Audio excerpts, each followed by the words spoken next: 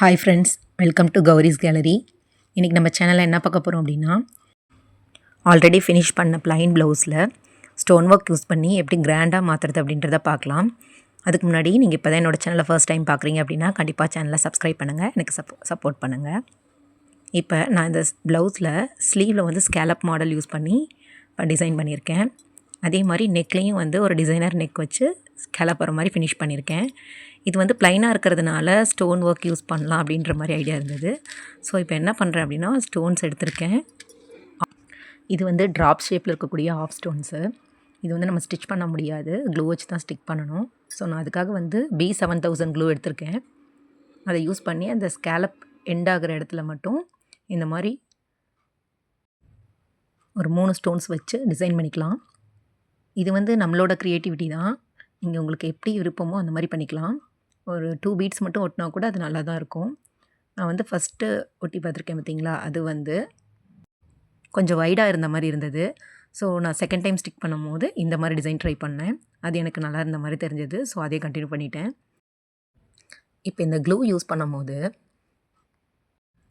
கரெக்டாக அந்த ஸ்டோனோட லென்த் எவ்வளோ தூரம் வருதோ அவ்வளோ தூரம் க்ளூ அப்ளை பண்ணி ஸ்டோனை ஸ்டிக் பண்ணுங்கள்.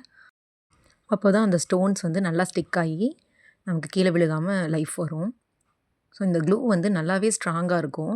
இப்போ நம்ம ஸ்டிக் பண்ணோம்னா இதை 24 ஹவர்ஸ் அப்படியே விட்டுறணும், எந்த டிஸ்டர்பன்ஸும் இல்லாமல் விட்டுறணும். அப்போ தான் வந்து நல்லா ஸ்டிக் ஆகும். ஸோ ஆஃப்டர் வாஷ் கூட இந்த க்ளூ வந்து போகாது, நல்லா ஸ்டடியாகவே இருக்கும்.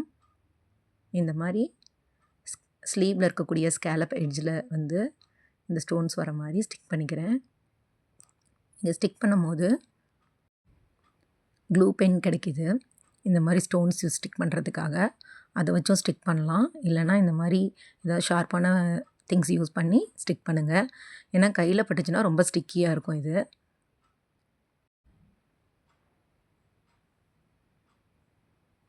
ஸோ நான் 2 சைடு ஸ்லீவ்லேயும் இதே மாதிரி டிசைன்ஸ் வச்சு ஃபினிஷ் பண்ணி எடுத்துட்டேன்.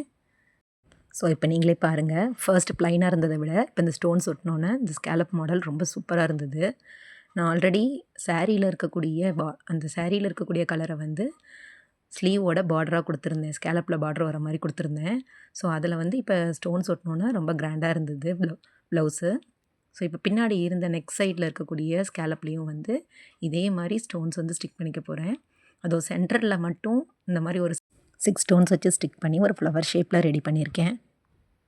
மீதி இருக்கிற ஸ்கேலப் டிசைன்லலாம் நம்ம ஸ்லீவில் யூஸ் பண்ணோம் இல்லையா, அதே மாதிரி ஒரு 3 ஸ்டோன்ஸ் யூஸ் பண்ணி அதே டிசைன்லேயே ஸ்டிக் பண்ணியிருக்கேன். ஸோ அவ்வளோதான், ஃபினிஷ் பண்ணியாச்சு ப்ளவுஸு. ப்ளவுஸோட அவுட்புட் ரொம்ப நல்லா இருந்தது. இதை வேர் பண்ணும்போது லுக் வைஸ் ரொம்பவே சூப்பராக இருக்கும். ஸோ இந்த மாதிரி நிறைய ப்ளவுஸ் டிசைன் வீடியோஸ், அப்புறம் சாரீ டு மேக்ஸி கன்வர்ஷன் வீடியோஸ்லாம் என்னோடய சேனலில் இருக்குது. கண்டிப்பாக போய் வாட்ச் பண்ணி பாருங்கள். ஸோ நீங்களும் கண்டிப்பாக இந்த மாதிரி ஸ்டோன் ஒர்க் யூஸ் பண்ணி ட்ரை பண்ணி பாருங்கள் ப்ளவுஸில். ஸோ இந்த ப்ளவுஸ் டிசைன் எப்படி இருக்குன்னு கண்டிப்பாக எனக்கு கமெண்ட்டில் சொல்லுங்கள். ஸோ இந்த வீடியோ பிடிச்சிருந்தது அப்படின்னா லைக் பண்ணி, ஷேர் பண்ணி, சப்ஸ்கிரைப் பண்ணுங்கள். தேங்க்யூ ஃப்ரெண்ட்ஸ், பாய்.